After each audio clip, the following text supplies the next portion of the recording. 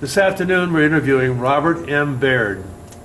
Bob Baird was born in Bolton, Ohio, on February 17, 1930. He was drafted in the United States Army and served from February 5, 1951 to January 27, 1953, and achieved the rank of PFC, and he served in the Korean conflict in Japan with the Central Identification Unit, American Grave Registration Service Group, 8,204 Army Unit. Today we are interviewing Bob at the American Legion Post 43 in Troy, Ohio. This recording is being done in conjunction with the Library of Congress and the Miami County Veterans History Project. My name is Robert J. Shook. I'm assisted by Paul Baird, Bill Woolery, and Jay Wackler. And we will be providing this information to the Library of Congress when we complete today. This is taking place again, as I mentioned to you, we're in Troy, Ohio at the American Legion Post 43. Thanks, Bob, for being here today with us. Appreciate it. Good seeing you. Thank you. Not that we don't see you very often anyway, right? Yeah. Bob, you have an interesting story. We're looking forward to hearing about it. And so would you please just start from the beginning, a little biographical information about born, family, that schooling and so forth, then how you went to the military, and your first reaction to the military, then continue on from there. As was stated, I was born and listed as post office as Kimbolton, Ohio. Kimbolton's a little burg in Guernsey County, Ohio, which is in eastern Appalachia area of Ohio. And I was born to Thomas and Lena Warden Baird. And I only had one sister, and but we lived on the family farm, Hill Farm in eastern Ohio. And in the early years, I was with Grandpa and Grandma, two aunts that were maiden school teachers, and one of them came down, unfortunately, with polio when I was 6 months old. So mother and the other teacher, they got out of the house real quick, and we went to aunt and uncle's house to live during that illness of Aunt Hazel. Were the grandparents Baird or the other side of the family? Baird. And so we had a house full of people, but the family managed that many in one house, and Dad and Grandpa had made their livelihood on a hill farm. There weren't a lot of dollars, but you had a big garden, beef, and 3 or 4 hogs to kill it in the fall. And Mother, of course, and generation and before were canners, so we always had food in the basement to open and eat. So there were not a lot of bought groceries. So, but I attended a Prohibition school, a one-room school, 8 grades in one room, and I sometimes think that was a good experience. Maybe not long on education, but it was a good training experience, I think, for a young person in those days.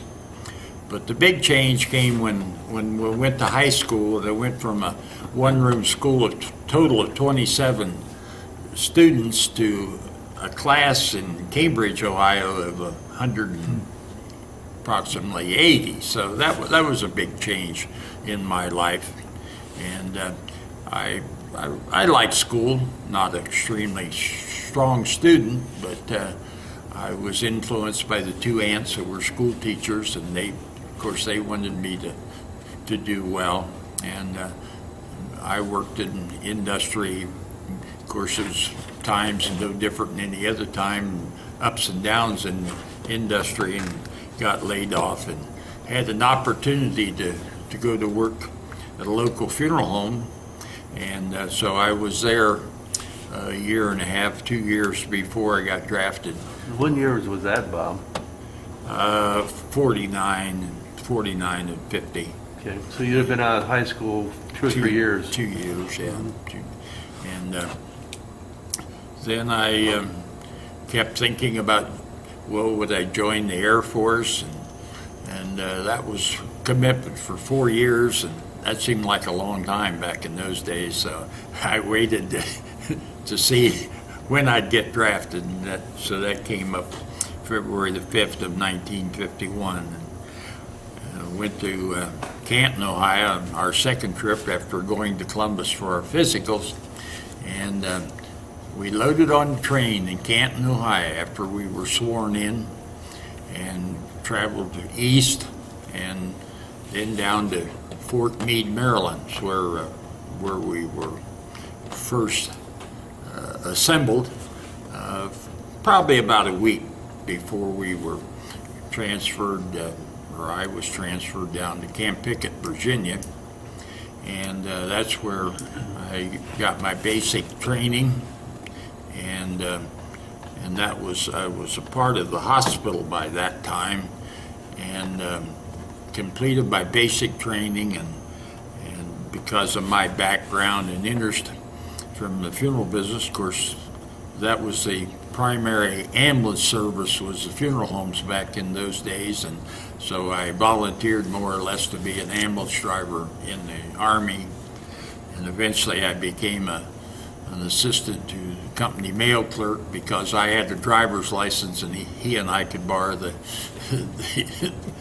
company's truck and go pick up the mail. So What was your reaction to basic training, your first induction to the military?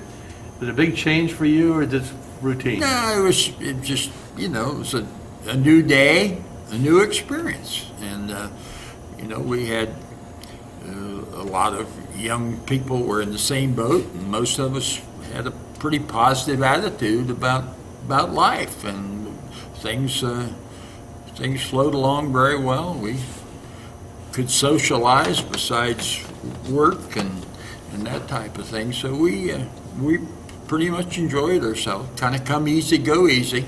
Didn't have much money, but we managed with that $78, $80 a month. We made it.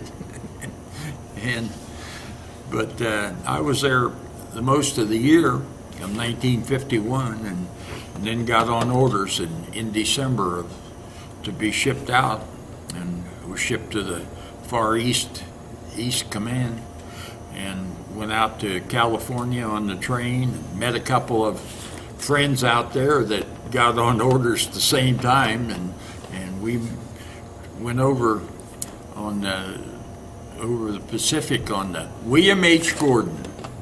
It was a ship that, I think there were 3,500 troops on that ship. One thing I remember about it, there wasn't any chairs for us. You stood up to eat, and if you went up on deck, you sit down on some of the big equipment boxes on the deck. 13 days on the Pacific in the wintertime. That was a rough ride, and so we got over there. And now, Bob, you didn't say anything about any advanced training. Did you get any advanced training before or after basic? No, they put us right on. They put you right on there, on huh? the job, and that was interesting. That was written in that was the second, 8 weeks or whatever beyond the basic six weeks. So at this time, it was all paper. It was all paper. At this time, then you knew you were going to be in this grave registration or this type of. You didn't know that? No, not till got to Japan. Okay, right ahead. Because I was in the hospital, with the hospital.